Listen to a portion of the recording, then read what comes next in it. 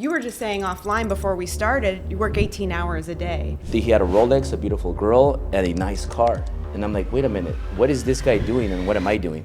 A bigger pain for me is like, I'd rather be dead than fail. Do we have to hit rock bottom for us to find our greatness? But I do think the farther you fall, the higher you can bounce. What do you want ultimately people when they see Albert Preciado to know you for? Just to show people that there's endless possibilities, but it's up to you to go out there and execute. It is much better for people to hate you for who you are than love you for who you're not. Right. So stop being who you're not.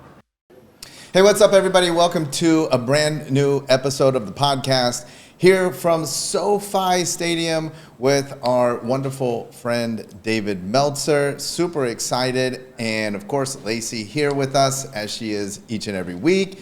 And this week, our guest is super special. I'm pumped up because honestly, I watch his social media and this guy says all the things that at least I want to say.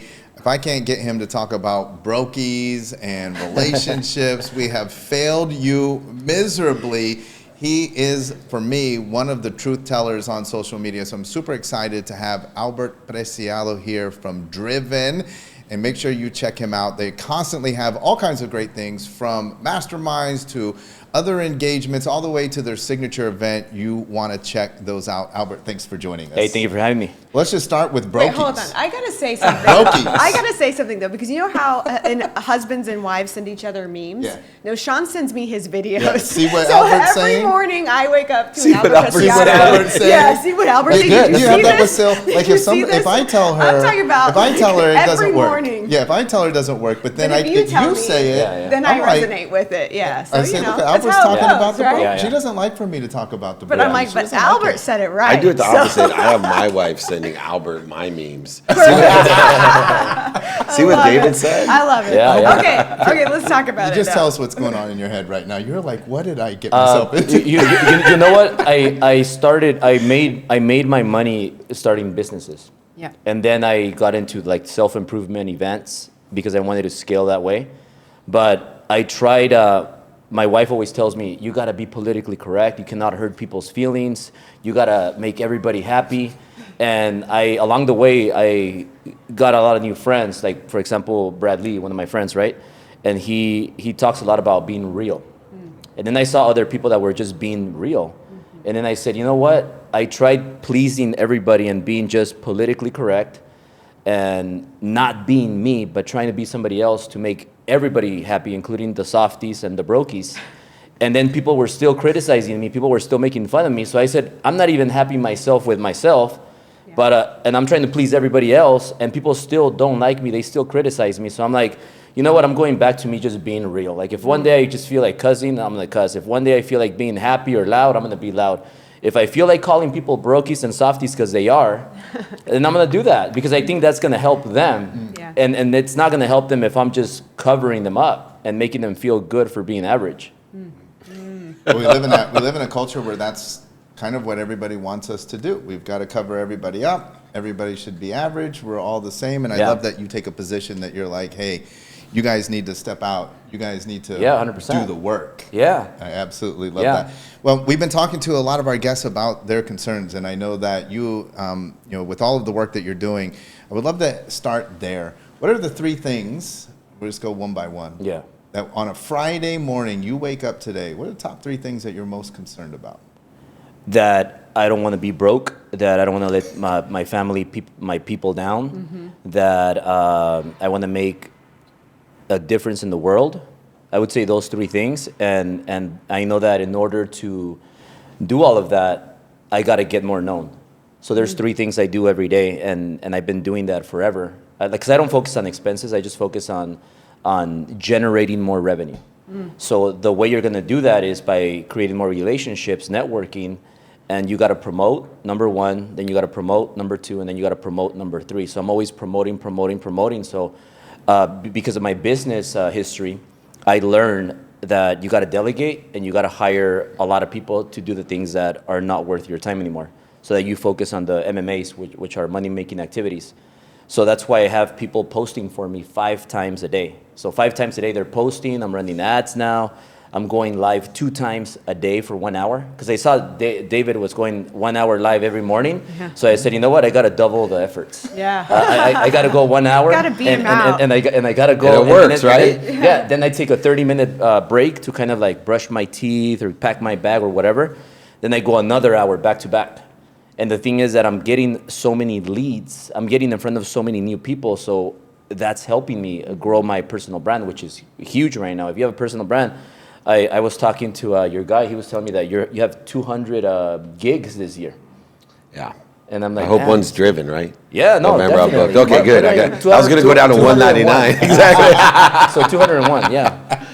You know, one of the epiphanies that I've had through the same journey, and I know you two do the same thing, is going live. You know, the simple things to do are unfortunately simple not to do. Yeah. Almost everyone can do that. What's great about going live is you're only going to pick up the people that resonate with you because they're going to pop in and if you're not resonating with them. And so when you speak at your frequency, your level, the MMA level, not to the brokies and the softies, they're going to come on brokies and softies and feel bad about themselves. Yeah. And they're going to go away. Yeah. And so you're going to end up with the people that show up, the big investors, the people that come to masterminds that actually do the work and execute on the work. But the thing that resonated with me the most was one of my friends said when I first started, Dave, it is much better for people to hate you for who you are than love you for who you're not. Right. So stop 100%. being who you're not. Yeah. And I went home literally and I'm like, why am I trying to please everyone? Because when you do that, it's not that everyone's going to hate you. Remember they say, if you try to please everyone, you're going to please no one. Bullshit. It's the thing that I've learned is if you try to please everyone, the same 10% of the people are going to hate you.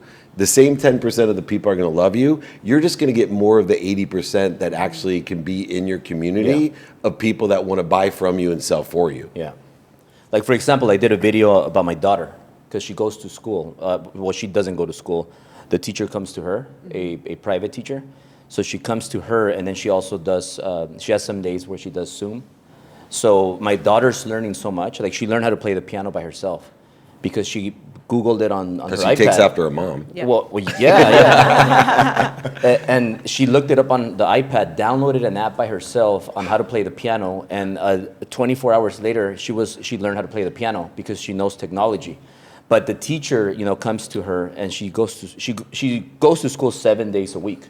So I posted that video. But what people don't realize is that she's not a slave to the hours. Right. And whenever like she earns it, we're like, school's canceled today, we're going to Disneyland, VIP tour. But my marketing team, we've learned that if you chop up a video in a certain way and then move around like the fragments, like maybe put a hook in the beginning and then make it controversial, it gets millions of views, it goes viral. So and then people start criticizing me that I'm not a good human, that I'm forcing my daughter, that this is... How could you? Yeah, all kinds of things, right? But then this video got 2 million views, I think, 4,500 comments, so many shares. So in 28 days on the analytics, it got me 30,000 new followers, and then 5,000 people unfollowed me. They didn't like the message. Yeah. But my net is still 25,000 new in 28 days. So that's why you create the content and you keep posting 5 times a day on all platforms. Like when I go live on Instagram, on TikTok, on Facebook, on YouTube, everywhere. And I want to be everywhere. I want 1 billion people to know who I am. Well, or more. Or more. Yeah. Don't limit yourself, bro. I think the lesson here, because you both are kind of saying the same thing, is number one, if you're going to do all of these things, you have to do it from a place of authenticity. And I was watching somebody do a talk the other day, and they were talking about love and gratitude, high vibration, authenticity, high vibration. And you were just saying offline before we started, you work 18 hours a day. You're right. You couldn't love doing that if you weren't your authentic self, right? So we talk a lot about, people want to resonate with you, they're going to attract into your world, but you also have to resonate with you. And I think you can't do what you're doing. None of us could work the way that we work, get our messages out there if we weren't authentic. So first off, like, how do you encourage people to step into that? Because people are scared, and the narrative is you have to show up this way. You have to deliver the message in this way. You can't have an opinion here. And they get scared, and then they hate what they do, and they hate the people they're attracting. Yeah. Well, for me, I grew up with, I think, a chip on my shoulder because, like, I was an ESL student, former special ed student. So I remember that when I was growing up, I used to take the school bus, and that yellow school bus, and I used to get bullied, and it was just, I hated school. So, and also I saw all my kids, all the kids that grew up with me, they were getting their college degrees, and I was just a failure. Like, I college dropout, 1.8 GPA in high school, middle school, and I was just, nobody gave me a chance. But you were trying. So I just didn't like what I did. I didn't like school. Like, I didn't like dinosaurs and presidents and all that stuff. And all I'm like, that. English. I'm like, what are we doing here? English. And then I don't like it. I just remember that I wanted so bad to be rich. And I told my dad one time, Me too. when I was 6 years old, I used Me to go too. paint with him in Bel Air, Beverly Hills, because my dad was a painter. And I remember that I saw that side, and then I was in school, and I hated school. I didn't like that. And I wanted to be rich. And I told my dad, one day I'm going to be rich, and I'm going to help a lot of people. So he said, and I told him, I'm going to change your life, Dad. I'm going to change your life, Mom. But when I got out of college, when I dropped out, I saw these people that were driving Benz and BMWs, like nice cars, Rolex watches. And I would find myself in IHOP because I would go out, 19 years old, 20 years old. I would go out with my buddies, and I would be hungover at IHOP. Yeah, it was IHOP. And then I would see this guy getting there with this cute girl, and they were hungover too. But he had a Rolex, a beautiful girl, and a nice car. And I'm like, wait a minute, what is this guy doing and what am I doing? And then I found out they were real estate. They were into real estate agents. So then I got into real estate. And at the same time, I read this book that changed my life, How to Win, not How to Win, the Rich Dad, Poor Dad book. Yeah. And then I started learning, like, well, what is self-employed? What is business owner and this? So then I got really passionate and interested in learning that. So I was passionate about that. I wanted to be a business person. I wanted to be rich. So that excited me. So when you do something that excites you, that you're passionate about, you never get tired. Like, I could do 10 of these back to back all day, and I won't get tired. But if I'm doing something that I hate to do, then I'm not gonna work as hard. So I think you do have to have some sort of passion in what you do, so that you never stop. Like, I don't see work as work. I see work as life. One thing to that measure, a gift about wanting to be rich, is one of the key components of pursuing your potential is understanding for the sake of what. And if for the sake of what is very narrow, it gets very difficult to learn to love what you do or love what you do. One thing I found is a blessing about wanting to be rich is that the for sake of what is inherent in whatever it is that makes the most money. So Yeah. I believe that Albert and I, and Lace, I know you too, that if we could have found something that would have made more, for me it was selling legal research online. Yeah. It was my best offer out of law school to make a lot of money. I would have loved, if someone said, I'm gonna pay you $1 million a year to tap Yeah. your forehead all day long, I would have loved tapping my forehead for the sake of being rich. Yeah. And I think that's a really good for the sake of what. And then one of the questions I have is, as you became rich and you have Rolexes and nice cars and a beautiful wife and you're not hungover anymore at IHOP, although you could be if you Yeah. wanted to be, Yeah. how have you changed your value system once you received the Ferraris and the watches and a beautiful wife? Have your values changed on for the sake of you, for what I want to be rich for? Why do you want to be rich now? Well, I think that because I'm Latino American, I'm Mexican American. No. I think, I feel that I have an obligation to be that example to my Latino community. Nice. So now, like, I cannot do things that are not going to be good examples for the new generation that comes. Of course, I like everybody, but like the way I grew up as a wetback, people that were making fun of me because they used to call me a wetback. I don't want them to feel that pain. So I know that we all here have superpowers in different ways. But for me, I'm a very proud Mexican American, and I want to help my Latino community. But I'm also a very proud American, because without America, like, I wouldn't have the options, the opportunities to go after my big dreams. So I see myself as an example, and I can't let my people down. So it's not even about me. Like, if I want to go back and do something else, I can't. Like, now my obligations are to the people that work for the companies that we have, and for the community all over the world that we reach through social media. I gotta hook you up with Chicharito. He's Yeah. like your twin brother in that Yeah, respect. Nice. So absolutely. Yeah, And I like isn't him. there still, though, that exists almost this inherent desire to not be rich, to go back to where you were? Because you said you want to help other people avoid the pain that you went through, but on some level, do you don't want to have the pain yourself? You don't want to go back there? Because I knew I grew up with not a lot of money, and sometimes I say a lot of what I'm doing is also driving me away from that, away from going back there. Yeah, well, a bigger pain for me is, like, I'd rather be dead than not achieve that than fail. So, like, I you can fail or quit, would you say? Because we're all Yeah, gonna because we're fail, going to right? fail. Yeah. Right, we do things that are, I would say both, quit or fail. Yeah. Because like I think there's a difference with failure, the way I see it. Like, you could get down or lose, or, you know, like a small loss, but you can't quit. I think that's where you were going, right? That you just can't be a quitter, because when you quit once, then you're a quitter for life. So I never quit, and that's what I think my people see, because we have the mortgage company, the real estate company, escrow company.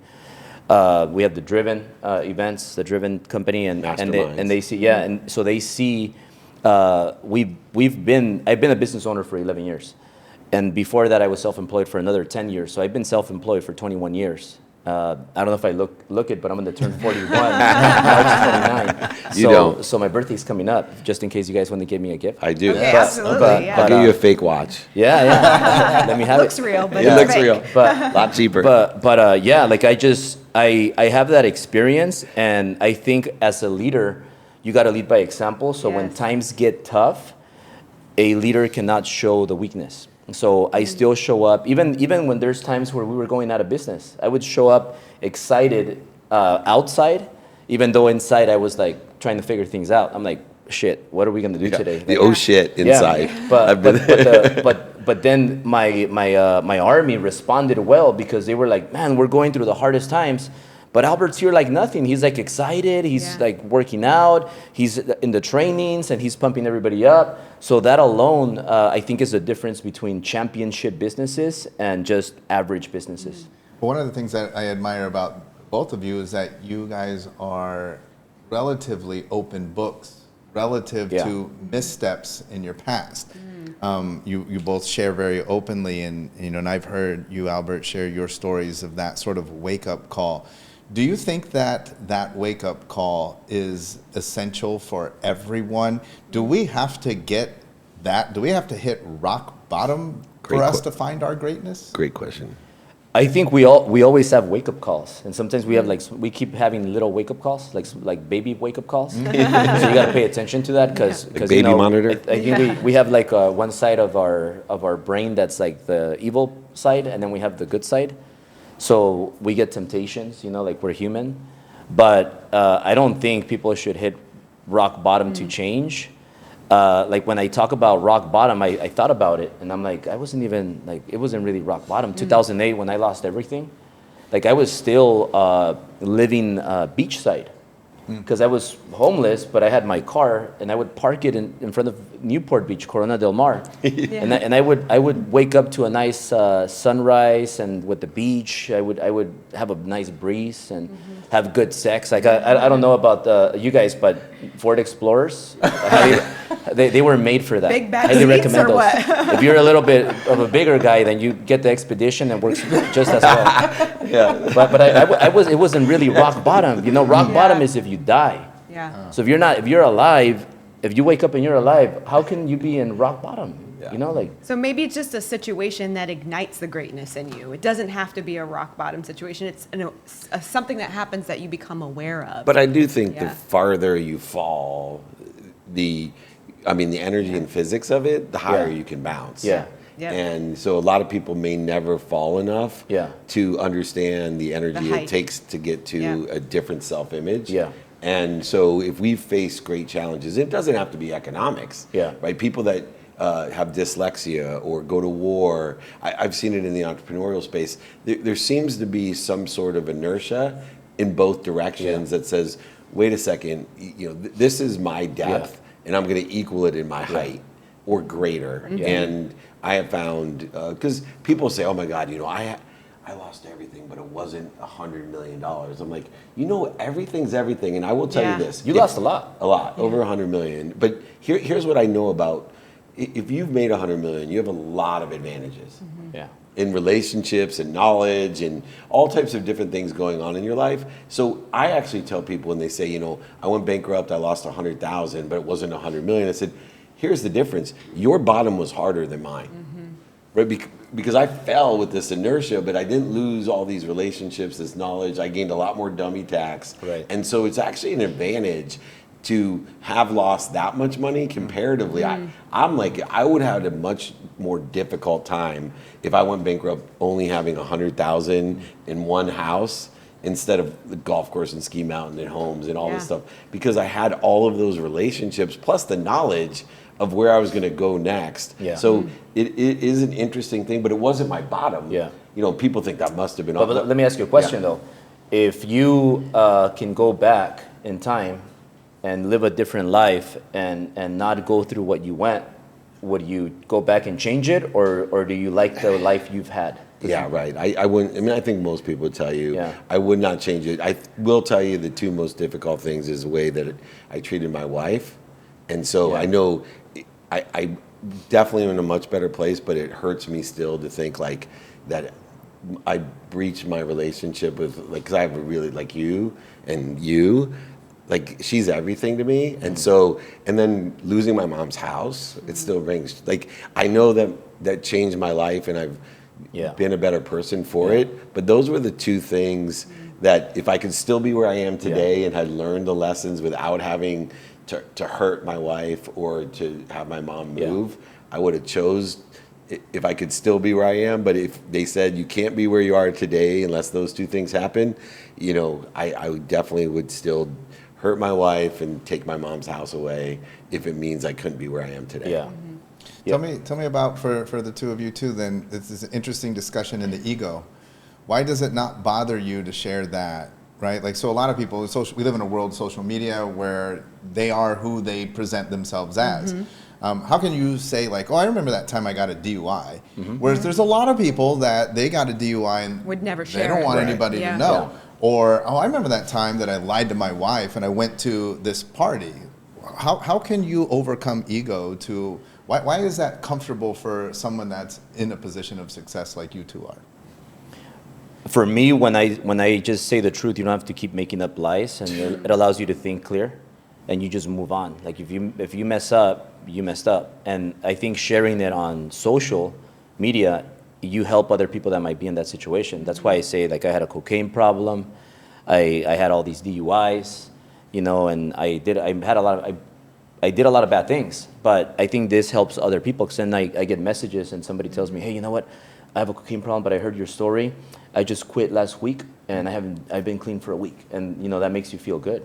Yeah, and I think it's a practice. I remember one of my mentors in social media, Gary Vaynerchuk, when I was helping him with the sports agency, and he wanted to help me build this social media, same way we do together, and we do together. And I was so proud of myself. I said, oh my God, I admitted I went bankrupt.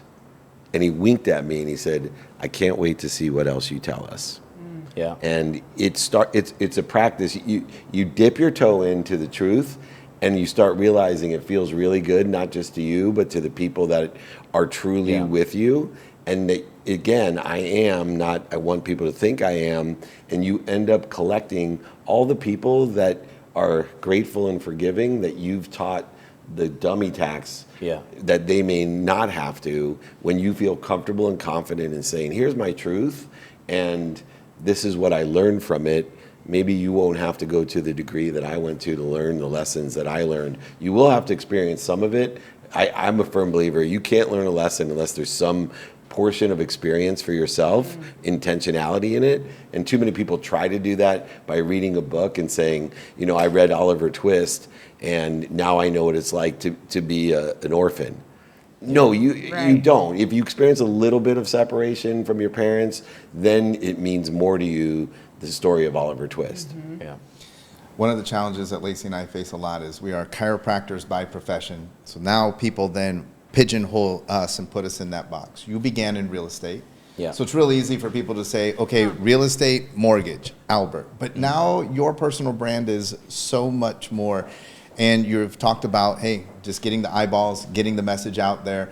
What do you want ultimately people when they see Albert Preciado to know you for? Somebody that started from nothing and created things that he wasn't supposed to create, and just to show people that there's endless possibilities, but it's up to you to go out there and execute.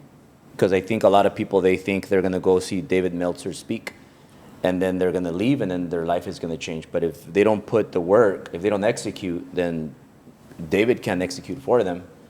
So very early, you know, I got the work ethic from my parents, because my mom was a teacher assistant, and my dad was a grinder. He would go paint homes, and he would work Saturdays and Sundays sometimes, and he would come back tired where he couldn't even walk, like he was limping, because he had to paint these big houses, climb ladders, and do a lot. And he just came back, and then his face and his arms were all painted from the paint. So I would see him, man, he's tired. And so instead of getting mad and saying like my dad wasn't here enough, I learned work ethic. And then my mom, she would always tell me like, you got to read books, you got to learn, and you got to go to school. So then I combined learning and hard work. And then the third thing is think big. Think big, because it takes the same amount of effort to think small than to think big. So if you have the work ethic, and you're very big into self-improvement, and then you think just way bigger, then you're gonna accomplish that. Because it's what you believe happens. Like, I don't know, like I've been saying, I'm gonna be a billionaire next year, I'm gonna be a billionaire next year, but I've been saying it, I'm putting that in the air. Yeah. But before that, I was saying, I'm gonna open up a business, and I was saying, I'm gonna get a Ferrari, and then I was saying that we're gonna live in Beverly Hills, we're gonna live in Bel Air. Everything became a reality. You know, now we have, one of the things that I'm the most proud of is I have 3 daughters, and they're all named after Ferraris. That's awesome. Italia is 7, she's 458 Italia, Ferrari, and then the 4-year-old, her name is Berlin, after Berlinetta. And then the younger one, she's the cheaper Ferrari, the California.